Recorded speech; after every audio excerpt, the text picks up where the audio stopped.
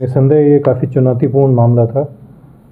जनवरी माह में एक मुकदमा महिला थाने में दर्ज हुआ था एक नाबालिग बच्ची के साथ, पीड़िता के साथ दुष्कर्म का, जिससे वो गर्भवती भी हुई थी, फिर गर्भपात हुआ, मुकदमा दर्ज हुआ और इससे थोड़ी कानून व्यवस्था की स्थितियाँ भी आई थी। गत 6 माह से निरंतर हमारी टीमें मुलज़िम की तलाश कर रही थी।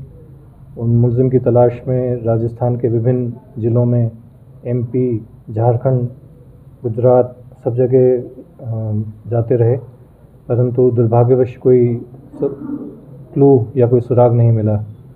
अभी हमें हमारी तकनीक के आधार पे और आसूचना के आधार पे जूनागढ़ में लाल बाबा के होने का पता चला। हमारी टीम तुरंत वहाँ पे गई और एसएचओ सेड़वा हंसाराम, डीसीआरबी प्रभारी महिपाल, कांस्टेबल मोहन और अन्य टीम के सदस्यों ने उसको वहाँ दस्तयाब करने में सफलता प्राप्त की। अभी उसको हिरासत में ले लिया, पूछताछ चल रहा है। एडिशनल एसपी सिकाऊ मुकदमे का अनुसंधान कर रहे हैं, उसको गिरफ्तार करके और बाकी जो चीज़ें हैं वो भी मालूम की जाएंगी। सर, इसने अपना हुलिया भी बदल दिया वहाँ। जी हाँ, इनके हुलिया, इनके नाम भी बदलते रहे हैं। लाल बाबा उर्फ देवनारायण उर्फ देवदास उर्फ चुन्नीलाल उर्फ वीरदेव, तो 5 तो इन्होंने नाम बदल लिए। सन ऑफ शंकर राम, इसके अलावा कभी दाढ़ी कभी बिना दाढ़ी, इस तरह से भी रहे। तो ये चुनौतियाँ सामने आ रही थी और मेरा मानना है कि यदि कोई भी ज़रा सा भी सुराग हाथ लग जाए तो पुलिस फिर ढूंढ के ला सकती है। मेरे बाड़मेर टीम की विश्वास है और टीम ने वापस अपने विश्वास पे खरे उतरे हैं। सर, ये बताया जा रहा है कि मंदिर में पुजारी बना हुआ था और गांव में लेके आने में स्थानीय पुलिस ने काफ़ी सहयोग किया वहाँ पे। जी, वहाँ पे एसपी साहब जूनागढ़ से बात हुई थी, उनकी टीम को उन्होंने निर्देशित किया। स्थानीय पुलिस ने हमारी टीम की बेहद काफ़ी मदद की, गांव वालों की भी मदद मिली और ये एक पुजारी बन के एक मंदिर में काम कर रहा था, वहाँ से इसको दस्तयाब किया है। सर, कितनी टीमें बाद में पुलिस की गठित की गई थी और किस तरीके से पहले कहाँ पर किस तरीके से पुलिस ने इसको तलाश करने की कोशिश की? इसमें अलग अलग टाइम पे अलग अलग टीमें गठित हुई हैं। तत्कालीन थानाधिकारी हंसाराम चौधरी जो सेड़वा लग गए हैं, वो उनके नेतृत्व में थी। अभी मूलाराम जी उनके नेतृत्व में, एडिशनल एसपी सिकाऊ तत्कालीन उनके नेतृत्व में टीम थी। राजीव, अभी इनके पास राजीव परिहार डीवाईएसपी ट्रैफिक के पास में एडिशनल एसपी सिकाऊ का वो है। तो अलग अलग समय में अलग अलग टीमें गठित हुई, कम से कम 7-8 टीमें गठित हुई थी और इन्होंने उदयपुर में सलूम्बर, पायरा, अंबाजी, अहमदाबाद, बोकारो झारखंड, बनासकांठा, साबरकांठा, मेहसाणा, डूंगरपुर, राजसमंद, सिरोही, आबू रोड और भी कुछ जगहों पे लगातार तलाश करी।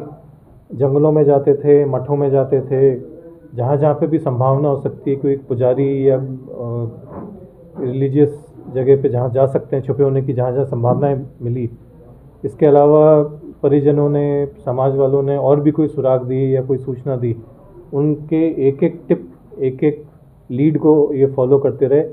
पर समय लगता है कभी कभी कुछ चीज़ों में 1 दिन में पकड़ में आता है, कुछ में 1 महीने में पकड़ में आता है, कुछ में 1 साल लग जाते हैं। तो मेरा ये मानना है कि अगर आप लगे रहो किसी न किसी में, सफलता मिल जाती है। तो इसमें इन्होंने मेहनत करी और अब जाके इसको पकड़ में आया है। कितने रुपए का इनामी था और पुलिस को कितनी बड़ी जो टीम गई थी उसके लिए कितनी बड़ी आप मानते हैं सफलता मिली?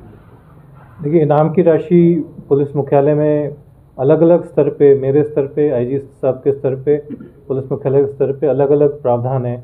तो अभी पुलिस मुख्यालय स्तर पे 25,000 रुपये का इनाम घोषित किया हुआ है।